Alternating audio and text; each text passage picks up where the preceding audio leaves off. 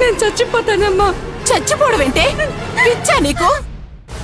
నేనుండాల్సిన స్థానంలో ఆ రాధొచ్చి చేరి నా కళ్ళ ముందే తిరుగుతుంటే నేను చూస్తూ బ్రతకలేను.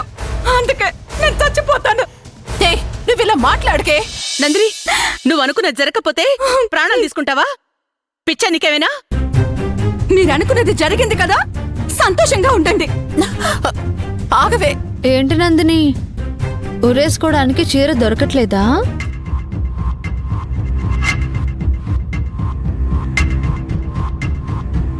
ఏ రోజైనా చీర కట్టిన మొహం అయితే కదా. ఒక పని చెయ్యి, డ్రెస్ చేంజ్ చేసుకుని నువ్వు కట్టుకున్న చీరని ఊరేసుకోవడానికి వాడుకో. పిచ్చి పిచ్చిగా వాగేవంటే నందు, నందు ప్లీజ్ నా మాట వినవే. నేను వినను. నాకు బ్రతకాలని లేదు. నందు, నందిని కిందకి దిగు. నాకు బ్రతకాలని లేదు. నందిని, చున్నీ అందట్లేదా? చీర తెచ్చివ్వమంటావా? రాధా, ఏంటి అలా మాట్లాడుతున్నావు? ఇంకెలా మాట్లాడుతుంది? తను అనుకున్నది సాధించింది కదా, ఇంకా ఎవరు ఏమైపోతే తనకేంటి? నువ్వేంటే? తప్పు చేసిన వాళ్లే సిగ్గు లేకుండా వచ్చి మన ముందు తలెత్తుకుని తిరుగుతూ ఉంటే ఏ తప్పు చేయని నీకు చచ్చిపోవలసిన కర్మేంటే? దిగో. అవును, తల్లి కూతుళ్ళకి తప్పు చేయడమే తెలీదు పాపం. ఏం చూసుకునే నీకింత తలపొగరు? పోలీసుల సపోర్ట్ చూసుకుని రెచ్చిపోతున్నావా? నేను తలుచుకున్నానంటే మీరు ఎంతకైనా తెగించగలరు అన్న విషయం నాకన్నా బాగా ఎవ్వరికీ తెలీదు.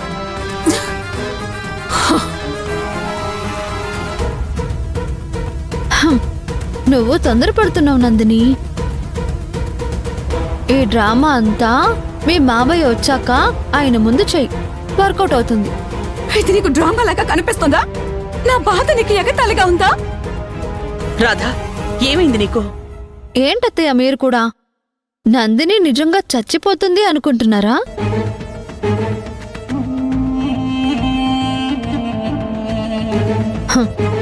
వీళ్ళు చంపే రకమే కాని చచ్చే రకాలు కాదు. చాలా ఎక్కువ చేస్తున్నావు రాధా. నువ్వు వచ్చింది మా మావయ్యకి భార్యగా ఉండడానికా, మా మీద పగ సాధించడానికా? ఎందుకు వచ్చావు అసలు నువ్వు? ఎందుకొచ్చిందో నేను చెప్తాను.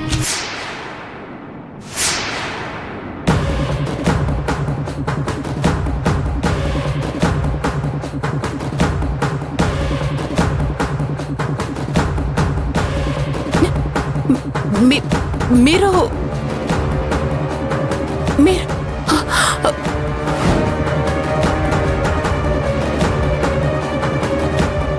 గదిలో కట్టి పడేసిన వాణ్ణి బయటికి ఎలా వచ్చానని ఆలోచిస్తున్నావా?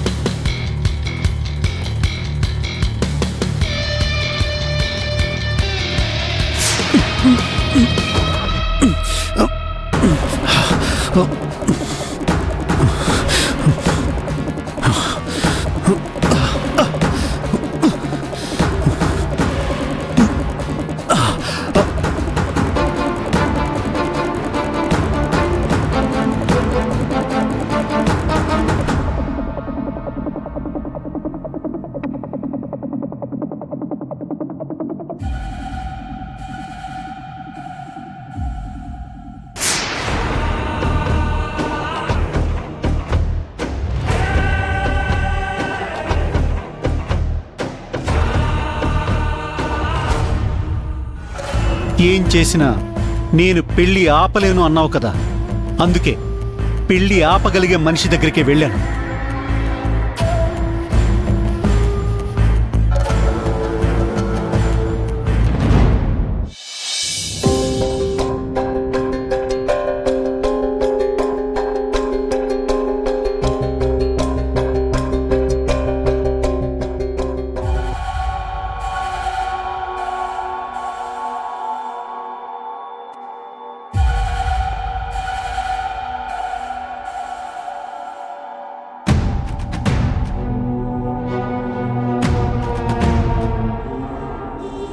అయ్యో మేడం మేడం తీయకండి మేడం, మీరు పడుకొని ఉండండి.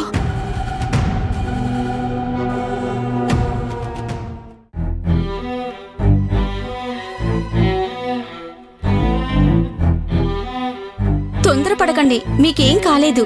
మీ వాళ్ళే తీసుకొచ్చి అడ్మిట్ చేశారు. అడ్మిట్ చేశారా? ఏమైంది నాకు? అలా అడుగుతారేంటి? మీరే కదా సూసైడ్ అటెంప్ట్ చేశారు. సూసైడా? నేనా? ఏం మాట్లాడుతున్నారు మీరు? మీరు సూసైడ్ చేసుకోకపోతే మీకు తెలియకుండానే ఎవరైనా నిద్ర మాత్రలు ఇచ్చారా?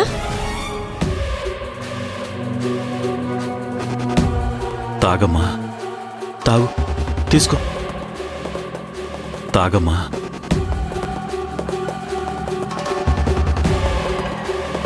ఆ జ్యూస్ లో నిద్ర మాత్రలు కలిసాయా?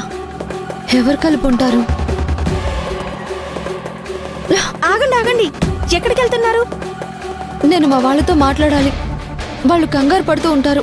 మీ వాళ్ళెవరు లేరండి. లేరా? నన్ను హాస్పిటల్లో వదిలేసి వాళ్ళు ఎలా వెళ్తారు? శ్యామ్ గారు ఈ రోజే నందినిని రిజిస్టర్ ఆఫీస్లో పెళ్లి చేసుకోబోతున్నారు. ఆ పెళ్లి జరగడానికి వీల్లేదు. వెంటనే వెళ్ళి ఆ పెళ్లి ఆపేద్దాం, పదండి.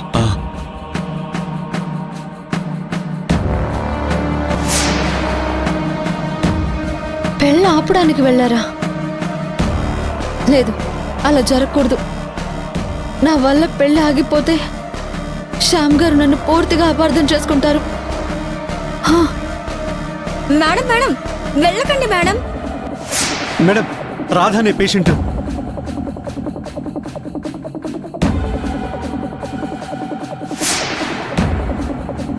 అన్నయ్య,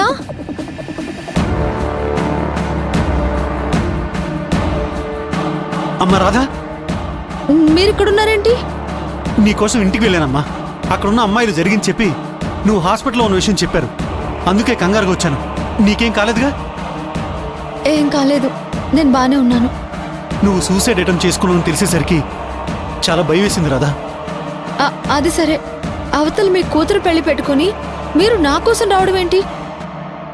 ఆ పెళ్లి జరగకూడదు రాధా. శ్యామ్కి భార్య అయ్యే అర్హత నందినికి లేదు. ఆ స్థానం నీకే సొంతం కావాలి రాధా. మీరు మీ కూతురు కన్నా ఎక్కువగా నా గురించి ఆలోచిస్తున్నందుకు నాకు చాలా సంతోషంగా ఉంది. కానీ శ్యామ్ గారికి భార్యగా ఎవరుండాలి అనేది నిర్ణయించుకునే హక్కు శ్యామ్ గారికి మాత్రమే ఉంది. ఆయన నందినిని పెళ్లి చేసుకోవడానికి సిద్ధపడ్డాక ఆపడానికి, అడ్డుపడడానికి నేనెవరిని? అలా అనుకు రాధా. ఈ పెళ్లి ఆగిపోవటం చాలా ముఖ్యం. నిజానికి నేను అక్కడికే బయలుదేరాను, కానీ పెళ్లి ఆపడానికి కాదు. పెళ్లి ఆపడానికి వెళ్ళినా మా వాళ్ళని ఆపడానికి. రాధా, నీకన్నీ వివరంగా చెప్పే సమయం లేదు.